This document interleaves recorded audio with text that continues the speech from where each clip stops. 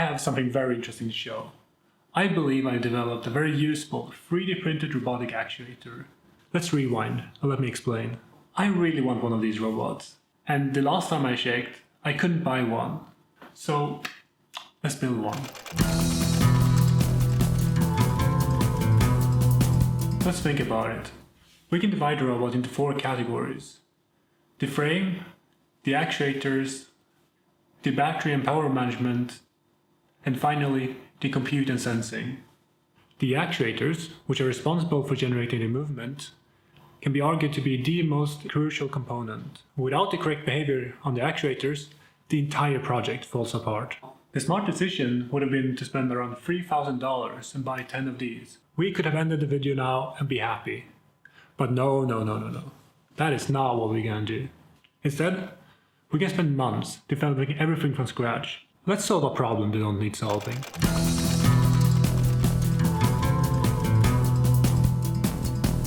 The type of actuators we consider in this project consists of 3 components. The motor, which consists of a stator and a rotor, the drivetrain and gearing, which increases the torque output of the motor, and the driver, controlling the current flowing through the motor. In robotics, we want actuators to be as compact as possible. Typically, a planetary gearbox is placed inside of a stator, and then the motor drive is placed on the backside, creating a very compact design. These planetary gearboxes are typically made from very strong materials such as metal, and 3D printed planetary gearboxes typically wear out too quick or don't have the precision to reduce backlash. Some people have had more success with cycloidal drives, but the efficiency seems rather low, and there are similar problems with the wave gear design. One of the more promising designs is the rope drive. It doesn't require the same strength or precision of material. One of the problems is that it doesn't come in the same compact and modular design. But what if it could? Here's the idea. We'll take the rope drive and bend it over 2 pulleys. Then we'll take the driver and open it up so it fits around the drivetrain. And finally, we'll place the encoder inside of the stator. Let's get to designing.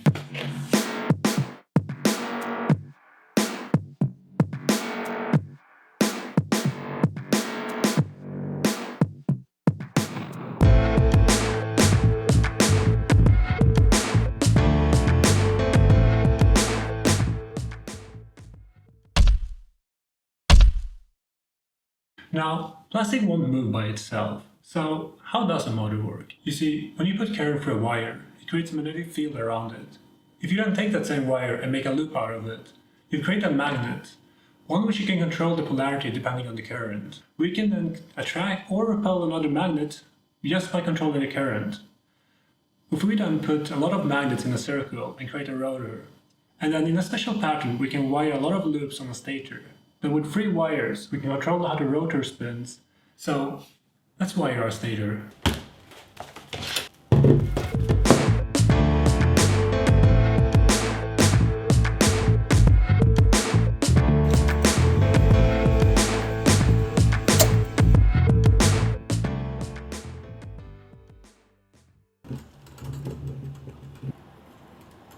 Alright, here I'm trying to wire about 15 turns for each slot in the stator.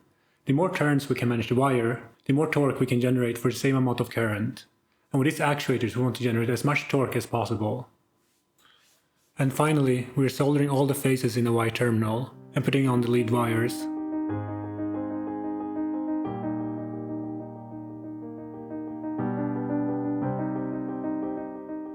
The rotor consists of several pieces, and one of the reasons for this is to avoid printing with supports.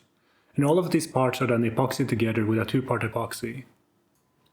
We're also putting in some thin metal sheets, about 9 of them stacked, and they have slots in them for the magnets. These help strengthen the design and keep the rotor from flexing, and they also help guiding the magnetic flux, which hopefully improves the efficiency of the motor a bit. Then, in an alternate pattern, a magnet is epoxied into each slot. This will form our rotor, and finally the entire thing is pressed together to cure.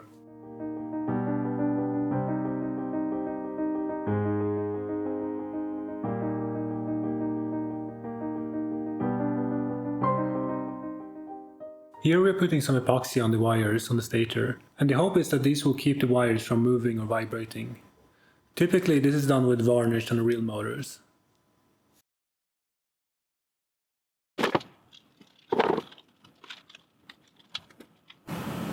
It doesn't fit.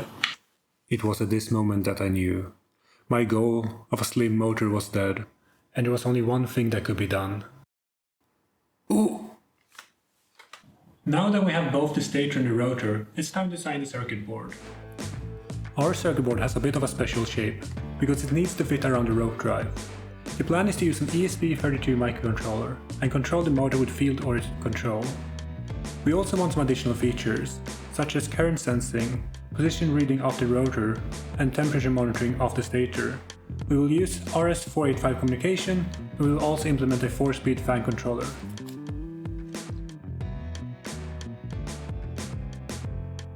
Now, the only thing we have to do is to send our manufacturing files to PCBWAY.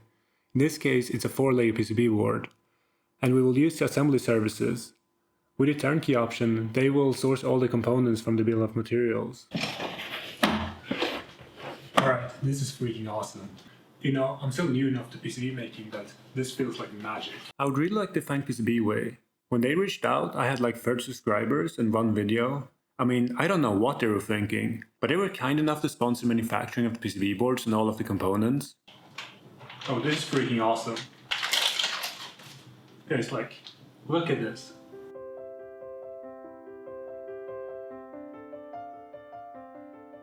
Now the only question is, does it actually work? Alright, check this out. It does show up. I'll take that as a win. Alright guys, look at this. What do you think of my top view setup? Pretty good, right? Oh, I just found a problem. I tried to assemble the motor with a PCB board, and they fit perfectly. Here's the thing. These 2 parts need to be assembled before these 2 parts. But here's the problem. All of these connectors are on the underside of the PCB board. Which means, once I've assembled these 2 pieces, I can't access them. Now, here's what I'm thinking. I'm thinking we create some access holes with some removable plugs. That way, we can access connectors, but more importantly, we will not let any of the cooling air escape. Alright, before we continue assembling the actuator, I would like to give a quick introduction to how we're going to control this motor. We're going to do it with field-oriented control, or FOC for short. And I have yet to find a good visualization that introduces FOC, so here's my attempt. We are going to start with the simplest 3-phase motor possible. Each phase has only 1 coil, and they're all connected in a Y terminal. The entire goal is to control how current flows through these 3 wires, or phases. In our experiment, the rotor has only 2 poles, 1 north and 1 south. We can visualize the magnetic field of the rotor with field lines. And similarly, we can do the same for phase A, which is generated from the current flowing through it. In this position, the rotor is 90 degrees from phase A, and this is where it has maximum efficiency at generating torque. The magnetic field lines want to align. Think of it as pulling a lever arm at 90 degrees. As it rotates, they start aligning more, and phase A becomes less efficient at generating torque, and this continues until they are completely aligned. To simplify the visuals, we're going to represent this with vectors. If this vector is in line with a phase, we have maximum efficiency on generating torque from the current. On the other hand, this other vector represents the direction where no torque is generated. Now, we can visualize the contributions of each phase, and you can see how these contributions move in line with each of the phases. Now, we can add up these contributions in a plot that shows the useful direction and the useless direction. And we can see how the individual contributions is added up in the torque generating direction, and they cancel each other out in the useless direction. This is what the FOC algorithm does. It controls the current through the stator, so we get maximum useful torque from our current, and it minimizes the current wasted on non-torque generating magnetic flux. The stator is known to get very hot, and we haven't really discussed how we're going to cool the motor. Here we're installing a temperature sensor to monitor the stator. The motor is designed with an airflow in mind. The air is pushed in by the fan, then it passes over the motor driver, up around the rotor, through the windings of the stator, and finally it exits out under the output shaft. The idea is that the air passes through as much of the motor as possible for efficient cooling. Here we're putting in some threaded inserts. It's my first time using these, and it's kind of satisfying. This will allow us to mount the actuator from both sides.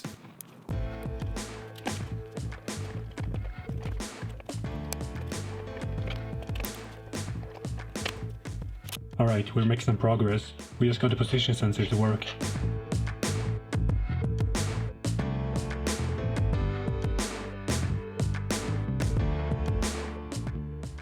The the temperature sensing is working. If I hold my finger on it,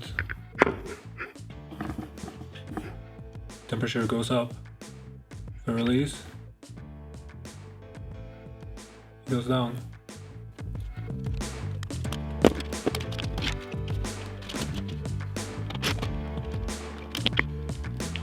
So these are the pulleys the rope will be guided by. Here we're putting in the stator. I'm not entirely convinced about the cable routing, but it will do for now.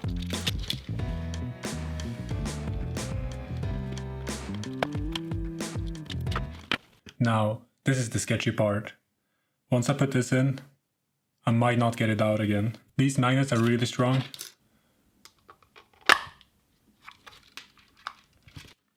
Oh shit. I think we're good.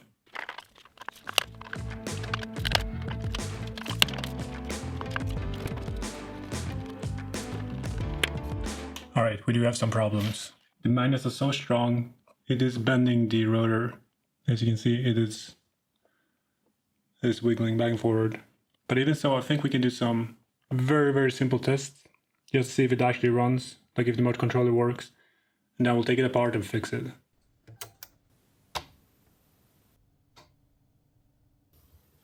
Hell yeah!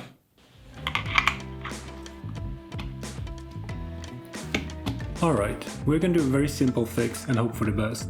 Essentially, we're adding 1 more millimeter of plastic to the rotor. And that should stiffen up the design by about 3 to 4 times. And yes, that means I need to add 1 millimeter to the entire design. Ooh!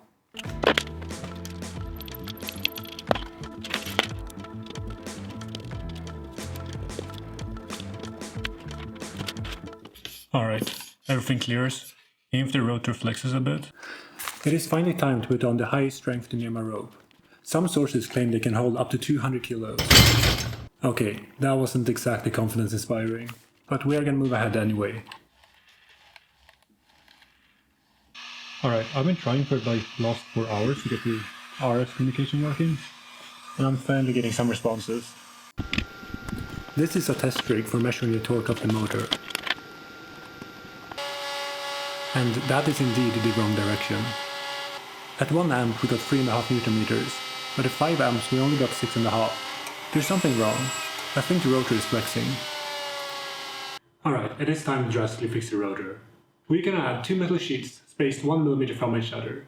This should keep it from flexing, as they should act as a 3 mm thick metal piece. So at this point, I pretty much finished editing the entire video, except I haven't done the final test. I'm still waiting for those 2 last metal pieces. And I'm getting a bit nervous. I mean, it should solve the issue, but I'm also running out of time to troubleshoot other problems.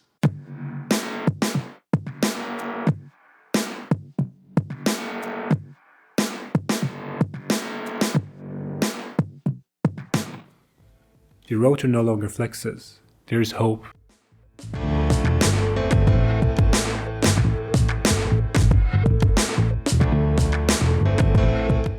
Houston, we have a problem. It turns out I printed the wrong file.